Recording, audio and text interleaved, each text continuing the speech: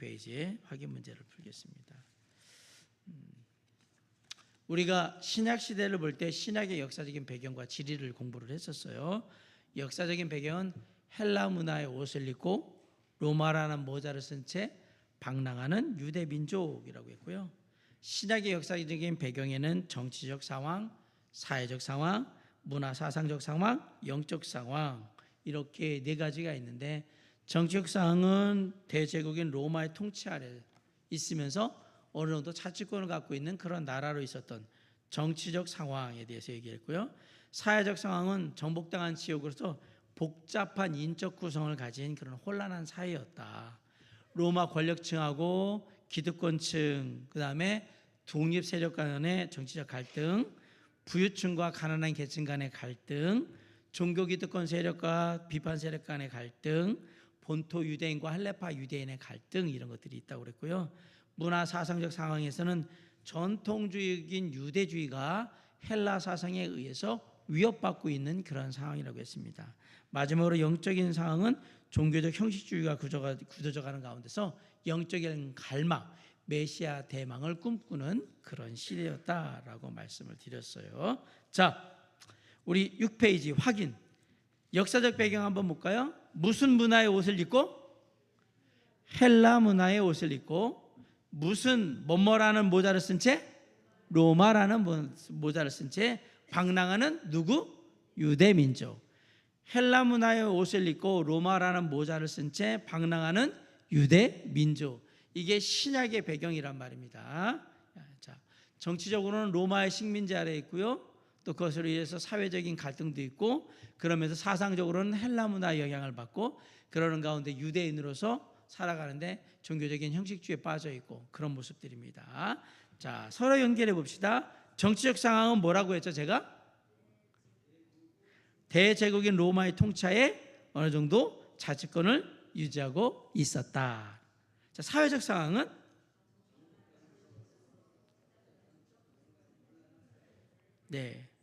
정복당한 지역으로서 복잡한 인적 구성을 가진 혼란한 사회였다라는 거고요. 문화 사상적 상황은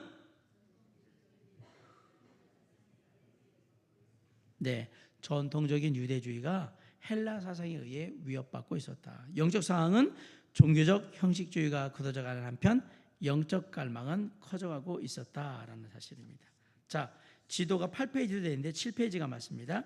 7페이지를 열고요. 여기 하면 수요, 갈릴리 바다, 요단강, 사해, 야르묵강, 야복강, 아르논강.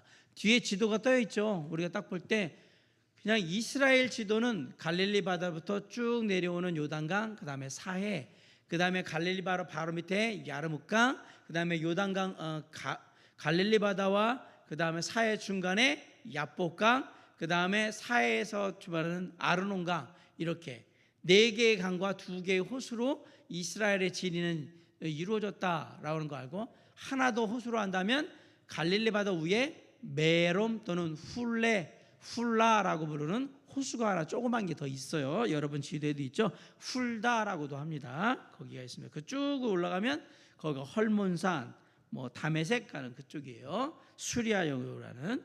그리고 우리가 공부하면서 배웠던 게 빌립 분봉왕이 있었던 지역과 그 다음에 그 총독이 다녔던 지역, 이런 얘기들도 좀 했었죠. 지역으로 보면 여러분은 나사렛 나오죠. 나사렛은 갈릴리에 예수님이 자라나신 도시가 나사렛입니다. 두 번째, 가버나움은 갈릴리 호수에 있는 그 쉽게 말하면 어업 도시가 가버나움입니다.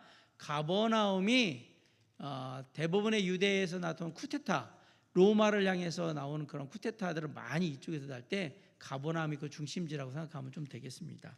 그 다음에는 사마리아성하고 뭐가 하면 수가성, 세겜이라고 나오죠. 사마리아 제가 보면 사마리아, 수가, 세겜 이렇게 중간에 몰려 있는 걸 보죠. 요 정도에 있구나. 사마리아는 이스라엘의 서편, 그 요단 서편의 중간 정도에 위치한 지역입니다. 예루살렘, 그 다음에 베들레헴, 베다니, 여리고 그렇게 되어 있죠. 여기는 예루살렘, 베다니, 베들레헴, 여리고는 뭉쳐 있어요. 여기는 남유다의 지역입니다. 그때는 이제 유다라고 안 부르고 유대라고 부릅니다. 유대하고 사마리아, 북이스라엘 지역은 갈릴리, 사마리아와 함께 갈릴리라고 하고요. 보통 남유다 지역은 유대라고 부르는 거고요. 이쪽에 요단 동편 쪽은 데가볼리, 이렇게 베레아 이런 식으로 되어 있습니다. 거라산은 데가볼리에 있는 도시입니다. 자, 헐몬산, 에발산, 그리심산, 그 다음에 갈멜산, 팔복산, 감람산은 어디에 있을까요? 헐몬산은 수리아 훌다오서 쭉 위에 보면 거기에 있고요.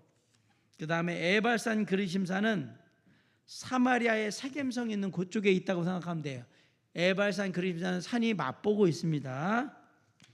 지도에는 안 나와 있지만, 갈멜산은 갈릴리에서 보면 왼쪽에 거기 살짝 뾰족 튀어나오는데 갈멜산과 관계 있는 사람이 누구죠?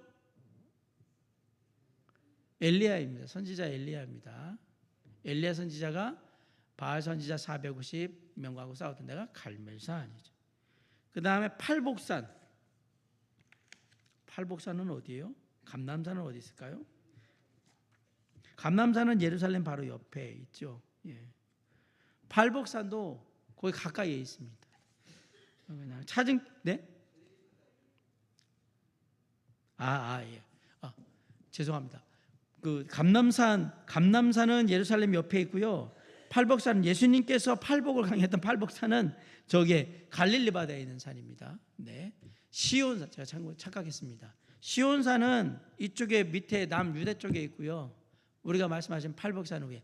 우리가 얘기할 때 예수님의 사역의 대부분은 어디에서 많이 이루어졌다? 갈릴리 지역에서 많이 했는데, 예수님은 예루살렘 쪽에서 사역을 많이 하지 않으셨어요. 대부분은 어디서 많이 했다면 갈릴리 지역에서 많이 하셨습니다. 예. 엠마오는 어디 있죠? 엠마오 마을로 가는. 예. 유대라는 글자 밑에 보면 엠마오 이렇게 돼 있죠. 겟세마네 등산 나오고 이렇게 되어 있습니다. 자, 대단히 수고하셨습니다. 지리를 안다는 것은 고통스러운 일입니다. 그러나 고통하면 생각나는 구호가 있죠.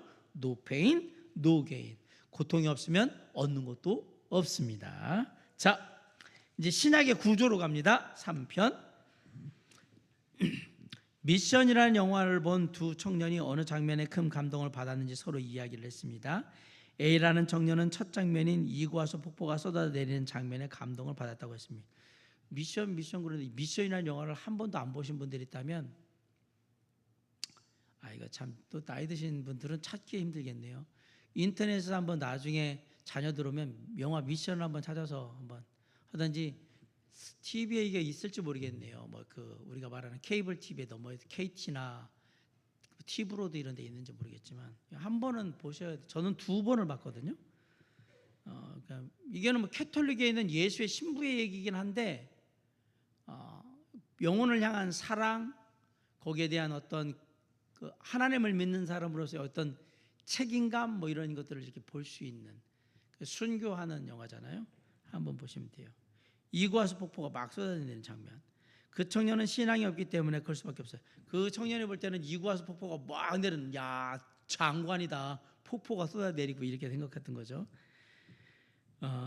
그 장면만 보고 그 뒤부터는 계속 잠만 잤을 거니까. 그러나 B라는 청년은 눈을 부릅뜨고 봤습니다. 그리고 제일 마지막 장면에 깊은 감동을 받았습니다. 에덴 동산 같은 신앙 공동체가 철저히 파괴되는 현장, 그것을 생명을 걸고 일으켰던 한 신부가 십자가를 든 채 쓰러져 피 흘리며 죽어가고, 이를 바라보며 역시 죽어가는 한때는 노예 사냥꾼이었던 멘도사 신부. 그는 자신의 세상적인 전쟁 기술로 이 신앙 공동체를 침략하는 세력을 막아보려고 다리에 폭파장치를 하고 때를 기다리던 중이었습니다. 그러나 그 순간 그 다리 위에 어린아이 하나가 넘어져 울고 있는 것이 아닙니까? 그냥 방아쇠를 당길 것인가, 아니면 그 어린아이를 구하신가 고민하다 다리로 뛰어갑니다. 그 어린아이를 안고 돌아오는 와중에 총을 맞고, 그러다가 때를 놓치고 그는 죽어가고, 그래서 마을은 완전히 초토화가 되거든요. 그러나 이 장면에 깊은 감동이 있었던 것이 아니라 오히려 이때는 이 영화의 메시지가 무엇인지 혼란스러울 때였습니다. 그러나 그 뒤 그야말로 포연이 쓸고 간 강물 위로 살아남은 원주민 어린이들이 보트를 타고 와서 물을 붕둥 떠다니는 부서진 바이올린, 그 시민님께 찬양을 배우던 그 바이올린을 건져가지고 어디론가 떠나가는 라스트 씬에 엄청난 큰 감명을 받았습니다. 예수 그리스도 우리 주님의 모습을 거기서 보았으니까요. 아무도 알아주지 않는 죽음의 길을 묵묵히 가신 그 이유를 비라는 청년은 새삼 깨닫게 되었고 감동 속에 머물 수 있었던 것입니다. 신약 성경의 세계는 실패처럼 보이는 삶을 살다간 예수 그리스도라는 토대 위에 쌓아진 건물입니다. 생명이 얼마나 끈질기게 살아남아서 번식해 가는가를 보여준 드라마입니다. 자, 한눈으로 보는 성경의 구조, 처음부터 끝까지 대략적인 구조는 이렇게 돼 있다라는 얘기입니다. 자, 우리 따라서 한번 해볼까요? 온 인류, 이스라엘, 유다 지파, 남은 자, 예수 그리스도, 12제자, 초대교회, 열방의 교회들, 온 인류. 네, 이런 식으로 온 인류를 위해서 이스라엘의 유다 지파가 선택을 된 거죠. 그 안에 남은 자들이 있었고, 남은 자라는 얘기는 끝까지 하나님을 바라보며 메시아를 바라보며 그렇게 살았던 사람들. 예수 그리스도가 오셨고요, 12명의 제자를 선택하시고 초대교회를 세우시고 열방의 교회들을 세우시고 모든 인류에게 복음이 전해질 때까지, 세상 끝날까지 함께 하시고 그런 거죠. 자, 넘어갑니다. 9페이지. 요약. 구약 39권 히브리어, 약간의 아람어, 창조부터 예수님 전까지의 이야기. 구약은 이스라엘 중심입니다.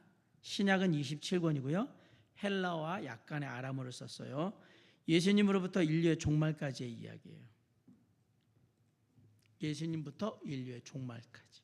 성경 69권은 히브리어, 헬라어, 아람어가 써 있는데 하나님께서 잃어버린 세상을 회복하시는 이야기. 여기서 핵심은 회복이에요. 회복하시는 이야기. 신약 처음 4권은 복음서고요. 그 다음 1권은 역사서, 사도행전은 역사서입니다. 그 다음 21권은 서신서인데요. 그 중에 바울 서신은 13권 또는 14권, 일반 서신이 그러니까 8권 또는 7권이 되죠. 그 다음 1권은 예언서입니다. 자, 밑에 있는 신약의 4가지 유형을 봅시다. 복음서, 역사서, 서신서, 예언서. 여기는 복음서가 4개라는 것만 마태, 마가, 누가, 요한은 잘 알 거고요. 역사서는 사도행전, 서신서가 21권인데 특별히 바울 서신에 히브리서가 들어가느냐 아니냐에 따라서 바울 서신이 14권이 될 수도 있고요, 13권이 될 수도 있고 그렇게 됩니다. 예언서, 요한계시록 1권, 마지막에 이렇게 되어 있습니다. 구약은 모세오경이 5권 있고요. 그 다음에 역사서가 있잖아요. 12개의 역사서. 그 다음에 시가서가 5권.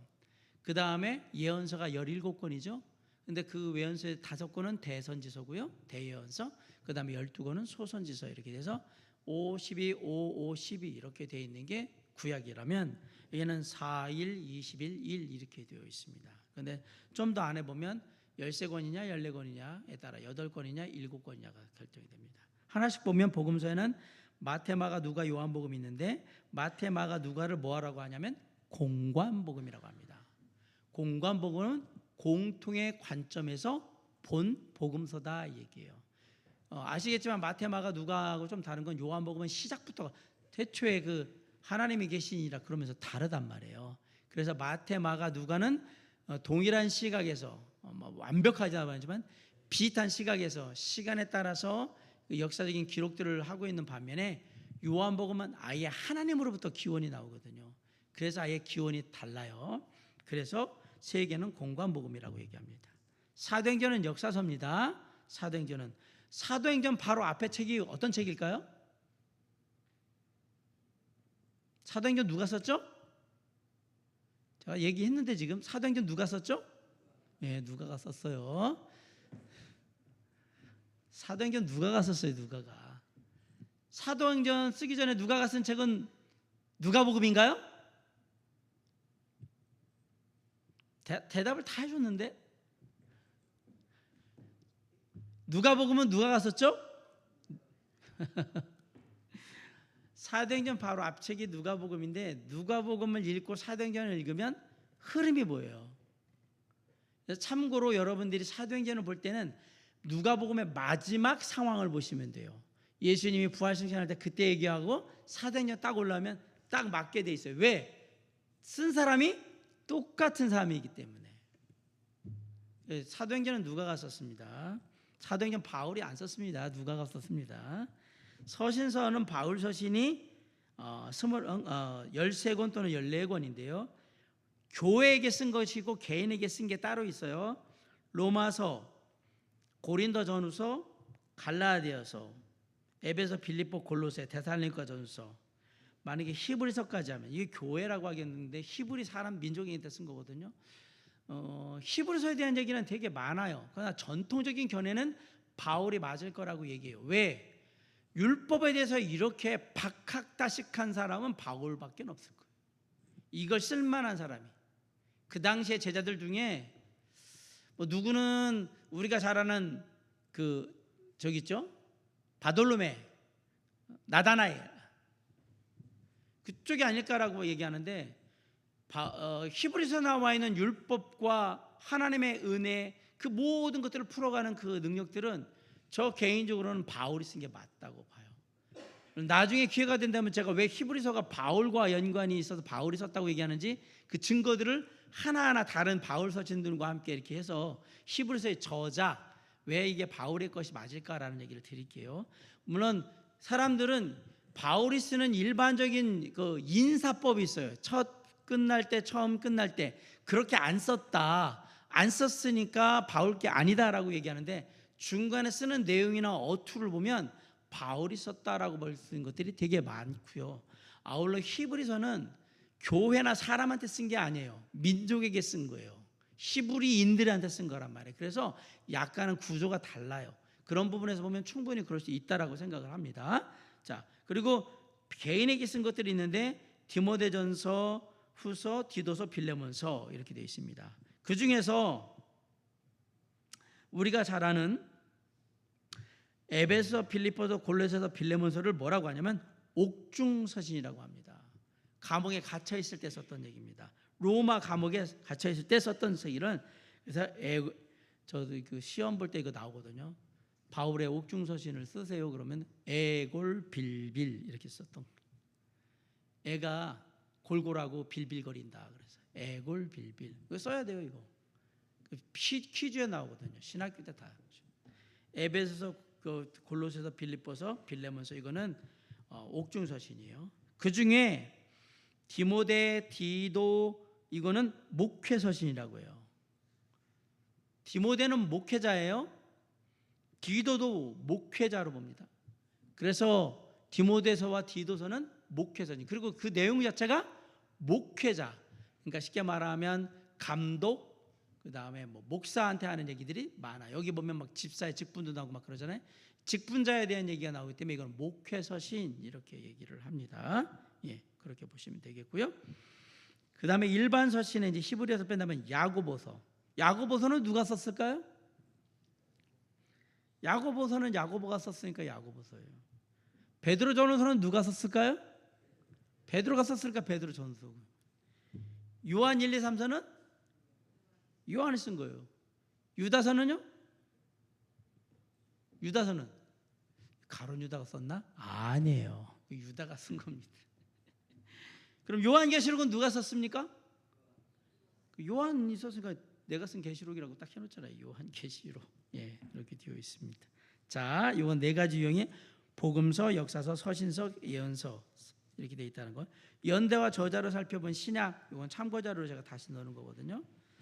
잘 보시면 마태, 마가, 누가, 요한 중에 제일 먼저 쓰인 책이 뭐예요? 마가복음일 가능성이 제일 높죠. 55년에서 68년 사이니까. 제일 늦게 쓰인 건 요한복음이에요. 그 반모섬에 가서 쓴 것으로 보이니까. 끝에 쓴 거예요. 끝에. 자, 신약의 사도행전은 60, 로마서 57 쭉 나옵니다. 놀랍게도 바울이 제일 먼저 쓴 성경으로 보여지는 것은 데살로니가 전후서로 보여집니다. 그리고 우리가 잘 아는 야고보서는 49에서 49. 야고보서는 야고보가 쓴 책으로 성경 아마 그 신약 중에서는 제일 먼저 쓰인 게 야고보서가 아닐까라고 하고요. 제일 마지막에 쓰인 신약성의 제일 마지막에 쓴 책은 요한계시록. 이것도 반번섬에서 썼을 가능성이 높습니다. 요한이. 시대별로 본 신약 성경을 보면 예수 그리스도의 시대 마태, 마가, 누가, 요한, 성령, 교회 시대 사도행전 1장부터 12장, 선교 시대 13장부터 28장, 사도행전은 1장부터 12장 여기까지, 특별히 11장 여기까지, 보통 10장 여기까지는 히브리인들한테 보통 많이 썼다고 생각하시면 돼요. 얘기들이 다 구원의 복음에 대한 이론적인 것들이에요. 그래서 일반 그리스도인들한테 썼고, 그 뒤로 12장 이렇게 뒤로 넘어가면 그 다음부터는 또 여러 가지 이야기들을 많이 썼어요. 유대인들한테 쓴 책이에요. 유대인들 앞에는. 그래서 유대인들 중심의 얘기들이 많이 나오는데 12장을 넘어가 버리면 13장부터 가면 어디로 가냐면 바깥에 나가는 얘기가 계속해서 나오거든요. 그래서 그렇게 돼 있고, 바울 서신, 일반 서신도 성령 시대, 마지막 시대를 알려주는 책이 요한 계시록입니다. 자, 11페이지. 신약에는 세 개의 주요 시대가 있습니다. 아까도 봤지만 예수 그리스도의 시대라고 하고요. 그러면 마태, 마가, 누가, 요한 사복음서를 다루는 시대는 예수 그리스도의 시대입니다.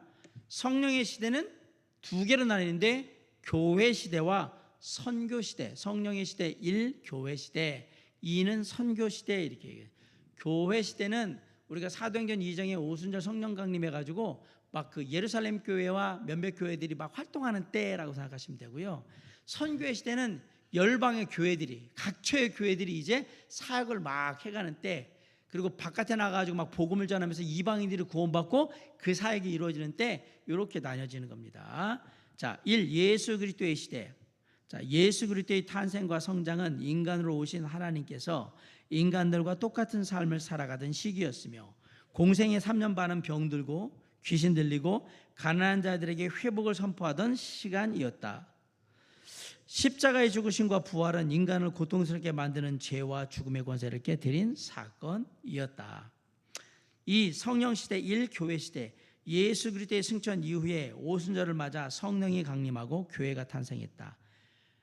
이 교회는 예수 그리스도의 남은 사역을 감당하게 되는데, 이 시대는 주로 예루살렘에 교회가 세워지고 성장하며 갈등하던 시기이다. 제가 여러 번 말씀드리는데 교회의 시작은 언제입니까? 그러면 마태복음 10장 18절 막 이렇게 얘기하시는 분들이, 옛날에 하신 분들은 그렇게 했는데, 교회의 시작은 성령의 강림과 함께하는 거예요. 예수님이 성령의 역할을 하지 않으시나요? 라고 할 때 아니요. 우리가 말하는 성경에서 말하는 교회의 시작은 신약교회의 시작을 말하고, 그 신약교회의 시작은 사도행전 2장에는 오순절 성령 강림을 통해서 교회가 시작된 것을 그 시작으로 봅니다 라는 게 기본적인 견해입니다.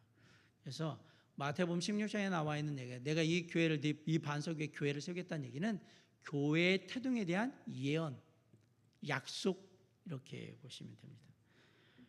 교회는 성령의 역사가 없으면 교회가 아닌 겁니다. 그래서 성령의 역사가, 성령의 강림이, 성령의 이 땅에 오심이 정말 중요한 사건이 교회에게 이루어진 거예요. 자, 성령 시대의 3, 선교 시대. 주님께서 교회에게 주신 사역의 명령은 선교의 명령이었으며, 그 명령은 사도행전 1장 8절의 말씀이었다. 오직 성령이 너에게 임하시면 너희가 권능을 받아 예루살렘과 온 유대와 사마리아와 땅끝까지 이르러. 조금씩 이렇게 지경이 넓혀지잖아요. 예, 그렇게 복음을 전하는 내 증인이 될 거라고 했죠. 그래서 이 시대는 예루살렘과 유대에 머물러 있던 복음이 온 땅으로 퍼져나가던 시기입니다. 자, 확인. 금방 공부한 게 뭐가 있다고 이렇게 금방 확인이 되죠. 예. 신약에는 세 개의 주요가 시대가 있다고 그랬습니다. 첫째는 무슨 시대? 예수 그리스도의 시대입니다. 예수 그리스도의 시대. 예전에도 제가 말씀드렸지만 예수님은 구약의 인물이세요, 신약의 인물이세요, 막 이러시는 분들이 있어요. 그러면 우리가 생각하셔야 돼. 이게 용어를 생각을 해야 돼. 구약이라는 말과 신약이라는 말을 생각을 하셔야 돼요. 신약은 뭐예요? 예수님이 오심이 신약이에요?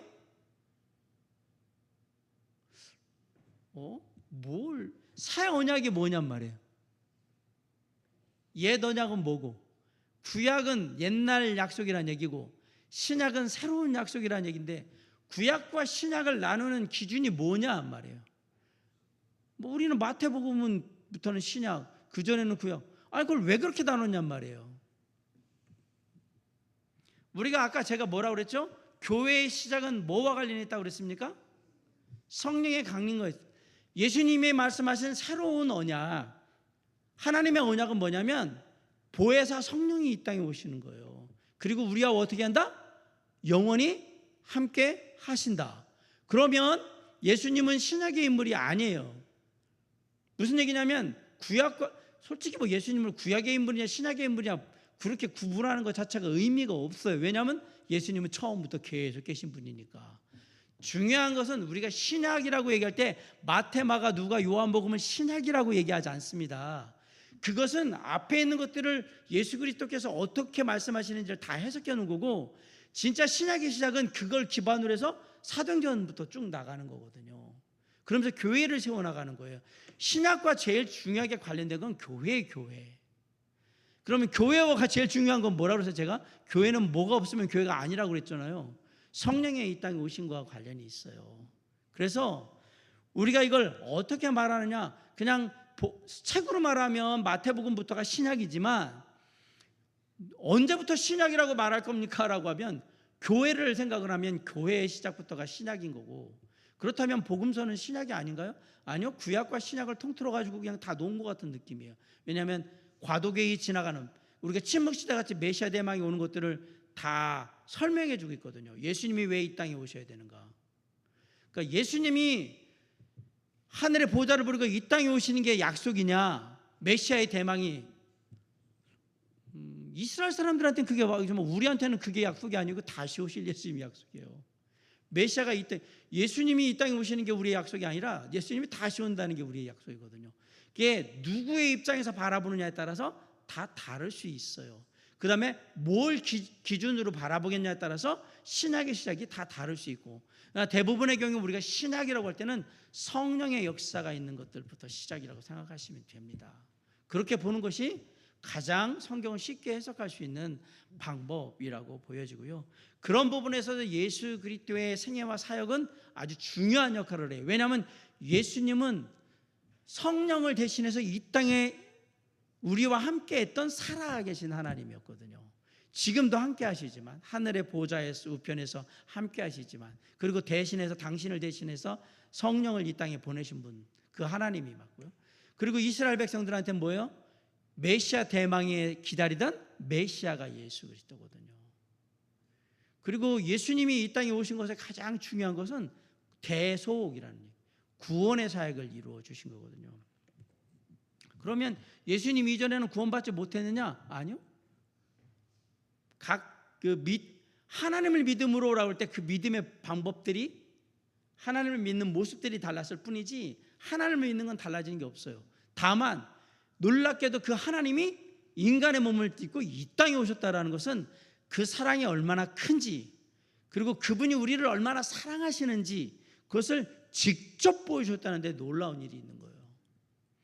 예수님이 하나님에 계셨다고 해서 우리를 구원하지 못하는 건 아닙니다.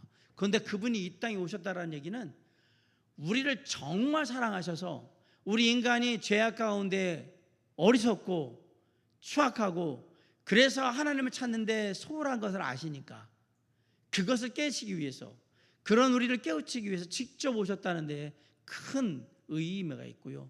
그로 말미암아서 우리에게 무엇을 선언해 줬냐면, 이제는 믿는 자가 영원히 하나님과 함께하는 자녀가 될 수 있게 해 주신 거거든요. 그게 십자가의 대속의 사건이니까. 예수 그리스도가 이 땅에 안 오셨다면 누구도 안 오신다? 성령도 안 오십니다. 그건 중요한 얘기입니다. 예수님이 안 오시면 성령도 안 오십니다. 하나님이 아버지 하나님이나 성령이나 예수님이 따로따로니까 알아서 막 하시는 거 아니에요? 아니요. 예수 그리스도가 이 땅에 우리를 구원하시러 오시지 않는 한 성령은 이 땅에 오시지 않는다. 지금 우리는 알 수 있는 거잖아요. 성령이 이 땅에 오실 수 있는 이유는 예수 그리스도께서 이 땅에 오셨기 때문에 그래요.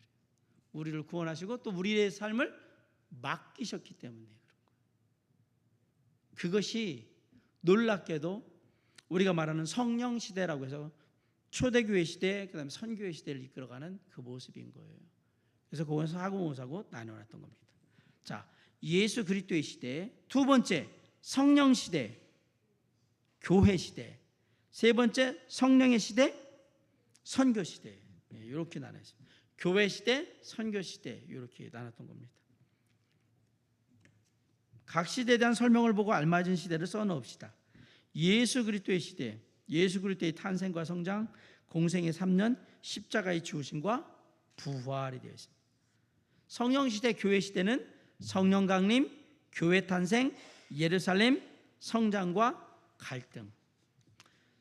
자, 성령 시대, 선교 시대는 선교의 명령, 사도행전 1장 8절, 유대에서 온 땅으로 그렇게 되어 있습니다.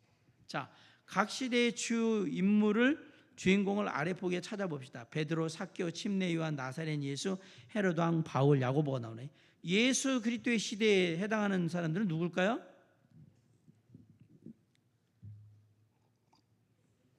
베드로는 예수 그리스도의 시대에도 해당이 되는 것 같은데요. 그러면 교회 시대에는요, 해당이 됩니까 안 됩니까? 되죠. 선교 시대에는요, 아니요. 물론 이때 있었지만 그러나 여기에 관여하지 않았어요. 그렇기 때문에 베드로는 예수 그리스도의 시대와 성령 시대, 교회 시대, 사도행전의 그 오순절 성령 하면 교회 시대에 해당이 돼요. 삭개오는 복음서니까 예수 그리스도의 시대예요. 침례 요한은 여기도 예수 그리스도의 시대. 나사렛 예수, 예수 그리스도의 시대. 헤롯 왕, 예수 그리스도의 시대. 바울, 성령 시대, 교회 시대, 선교 시대. 선교 시대입니다. 바울은 선교 시대에다. 야고보는 야고보 교회 시대예요? 야고보 요한, 베드로, 야고보 요한. 예수 그리스도 복음서에 나와. 자, 주인공은 그냥 어떤 사건을 다루고 있느냐 이 얘기를 해요. 각 시대별로 무다가 되었던 장소를 써봅시다. 자, 갈릴리,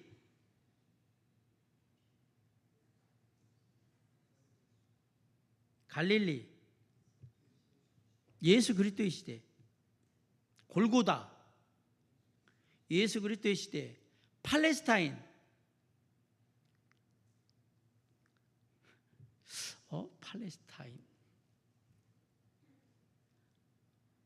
팔레스타인, 가나안 땅. 선교 시대는 온 땅으로 가기 때문에 예수 그리스도의 시대, 교회 시대는 사실 교회 시대는 예루살렘 중심이거든요. 예루살렘. 여기서 예루살렘은요, 예수 그리스도의 시대에도 해당이 되지만 사실은 핵심은 교회 시대, 예루살렘 교회. 그러니까 예수 그리스도의 시대의 핵심적인 곳은 예루살렘이 아니라 어디라고 제가 말씀드렸어요? 갈릴리의 갈릴리 지역입니다. 대부분의 일들이 거기서 다 납니다. 로마 제국 전역, 성령 시대, 선교 시대예요. 로마 제국 전역으로 복음이 전해지는 하늘나라는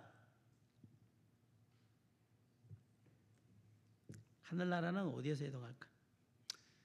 다 여기 예수 그리스도의 시대나 성령 시대나 교회 시대나 선교 시대나 다 죽으면 하늘나라 가는 건 맞지 않나요? 그런데 하늘나라 천국에 대한 개념은 사실은 복음서에 나오는 개념입니다. 예. 그래서 만약에 한다 그러면 여기. 근데 여기 앞에 보니까 주인공으로 나사렛 예수, 베드로, 바울 이렇게 해놨네요. 교회 시대는 유대인들을 중심으로 해서 사역이 이루어진 때를 얘기하는 거고요. 선교 시대는 사도 바울을 중심을 통해서 사역이 이루어진 때를 얘기하려고 하는 겁니다. 그러면 나사렛 예수님이 활동하실 때를 생각합니다. 그러면 갈릴리가 되겠죠. 갈릴리. 만약에 하나만 지난다면 갈릴리. 베드로는 예루살렘, 바울은 로마 전역 이렇게 되겠죠. 만약에 나사렛 예수님께 또 하나 뭐 무대별로 됐다면 골고다 이렇게 되면 대표적인 장소를 제가 말씀드린 거예요. 만약에 예수님의 시대에 대표적인 장소면 갈릴리, 뭐 골고다, 예루살렘 이런 데가 되겠고요. 베드로에게는 예루살렘, 바울에게는 로마 전역 이렇게 되겠네요. 로마 제국의 전역 이렇게 될 겁니다.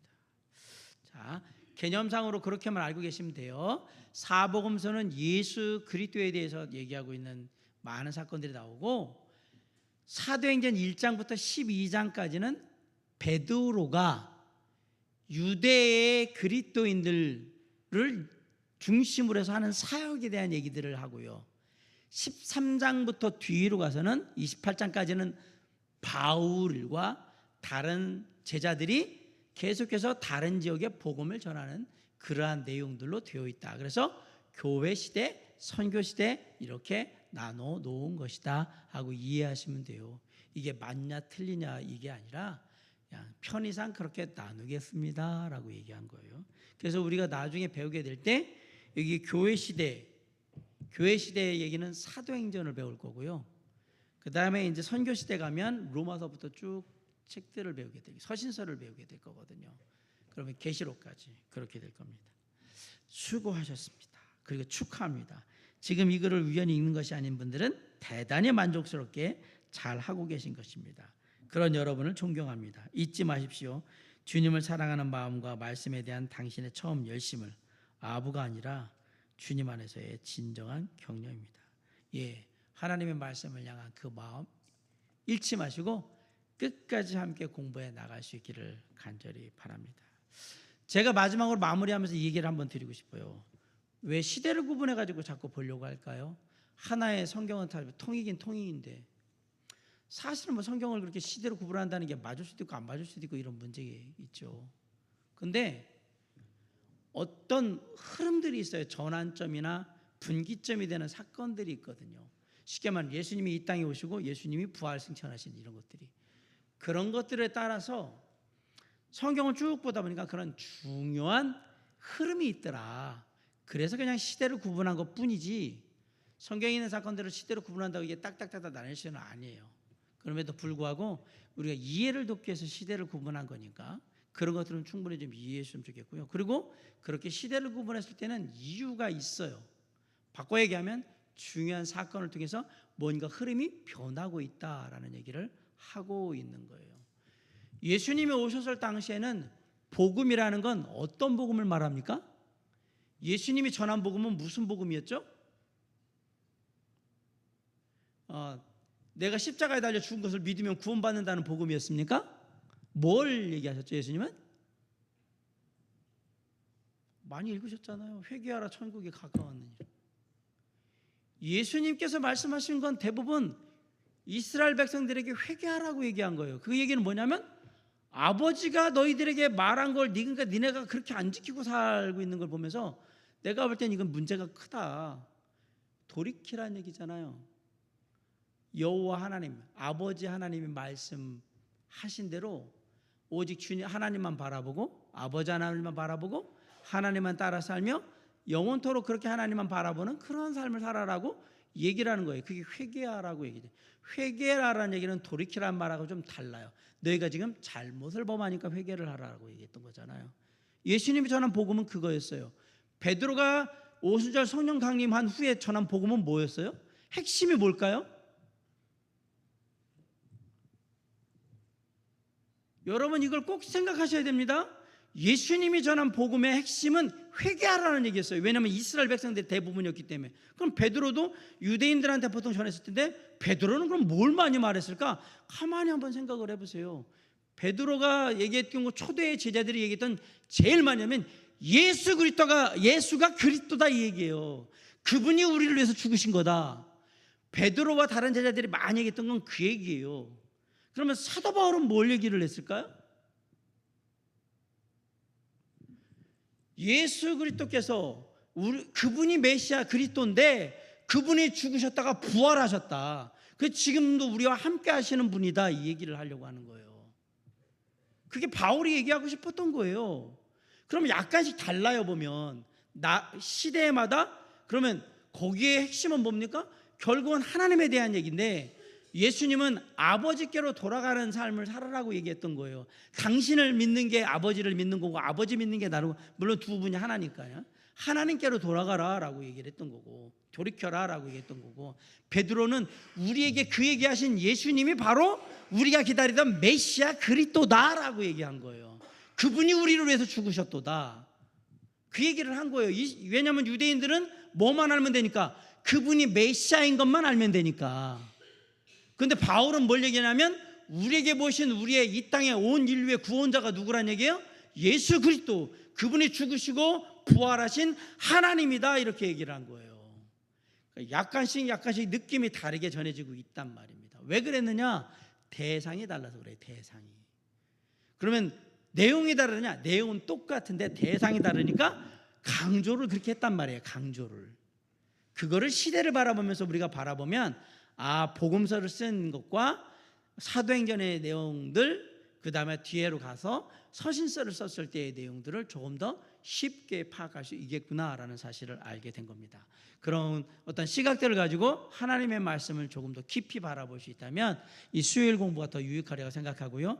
주님의 이 땅에 오심에 대해서 이제 하나하나 차근차근 배워갈 때 그분이 이 땅에서 이루신 일을 통해 우리가 무엇을 얘기하셨는가 하나씩 배워가면서 주님 앞에서 우리의 마음을 새롭게 다지는 그런 시간이 되시길 간절히 바랍니다. 기도하겠습니다. 사랑과 은혜가 풍성하신 아버지 하나님, 이 시간 기도합니다. 주님의 은혜 가운데 우리의 모든 삶을 맡겨옵나니 주님 함께 하시고 더욱더 말씀을 알아갈 수 있도록 더욱더 주님을 가깝게 하여 주시옵시고, 더 하나님의 말씀을 사모하며 정말 주님의 말씀을 더욱더 자주 말씀을 묵상하고 상고하는 우리 모두가 될 수 있도록 해 주시옵소서. 예수 그리스도의 이 땅에 오심을 통해서 우리가 어떤 일이 이루어졌는지를 또 알기를 원합니다.